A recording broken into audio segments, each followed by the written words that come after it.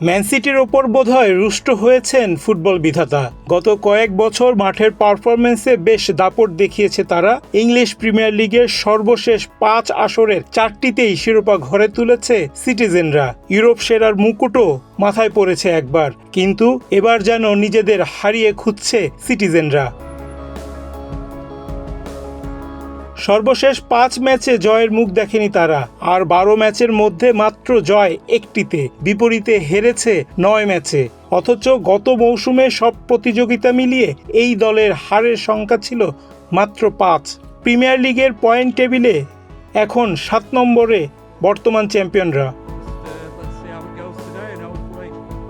এবার আসা যাক বাংলাদেশ প্রিমিয়ার লিগ ফুটবলে। গুণে মানে খ্যাতিতে ইংলিশ প্রিমিয়ার লিগের সঙ্গে কোনো তুলনা না চললেও চ্যাম্পিয়নদের বর্তমান অবস্থা বিবেচনা নিলে এক বিন্দুতে মিলে যায় দু লিগের অবস্থা। সিটির মতোই বসুন্ধরা কিংস এবারও মাঠের খেলায় অচেনা। ম্যান সিটির মতো বাংলাদেশ প্রিমিয়ার লিগে পয়েন্ট টেবিলের সাথে রয়েছে বর্তমান লিগ চ্যাম্পিয়নরা। অথচ প্রতিষ্ঠার পর থেকে শীর্ষ ফুটবলে টানা রাজত্ব করছে কিংসরা। টানা 5 মৌসুম লিগ শিরোপা ঘরে তোলার রেকর্ড তাদের। সেই সঙ্গে জিতে নিয়েছে ঘরোয়া ফুটবলের সম্ভাব্য সকল শিরোপা। তবে চলতি মৌসুমে সেই কিংসকে খুঁজে পাওয়া যাচ্ছে না। ঘরের মাঠে ফর্টিসের কাছে হেরে গেছে। ব্রাদার্সও কোণঠাসায় ফেলেছিল কিংসদের। এবার কোনো বিদেশি ফুটবলার খেলাচ্ছে না আবাহনী। এমন একটা দলের কাছে কিংসের হার অভাবনীয়।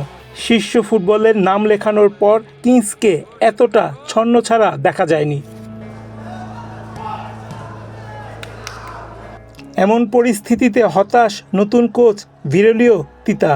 রবসন রবিনহো ও দলিলেতন একই সঙ্গে দল ছাড়ার পর কিংস সেই শূন্যতা পূরণ করতে চেয়েছে জায়েদ খাসাকে দিয়ে। তবে ফরাসি স্ট্রাইকার চোটে পড়লে নাম্বার 9 খেলানোর মতো কাউকে পাচ্ছেন না রোমানিয়ান কোচ।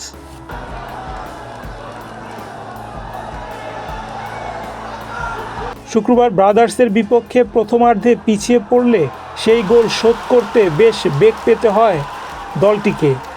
এর জন্য দায়ী করা হচ্ছে ফিনিশিংয়ের অভাবকে।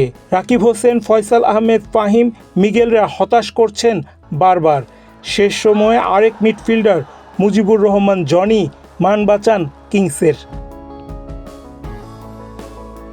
ম্যান সিটির ক্ষেত্রেও দেখা যাচ্ছে একই সমস্যা। বল পজিশন আর আক্রমণে অনেক এগিয়ে থেকেও শুধুমাত্র ফিনিশিং ব্যর্থতায় জয়ের ধারা ফিরতে পারছে না দলটা। এখানেই বিশ্বের অন্যতম শক্তিশালী ক্লাবের সঙ্গে এই মৌসুমে নিজেদের ভাগ্য যেন বেঁধে ফেলেছে বাংলাদেশের সেরা ক্লাব বসুন্ধরা কিংস। রায়হান রাসেল, বাংলাদেশ প্রতিদিন।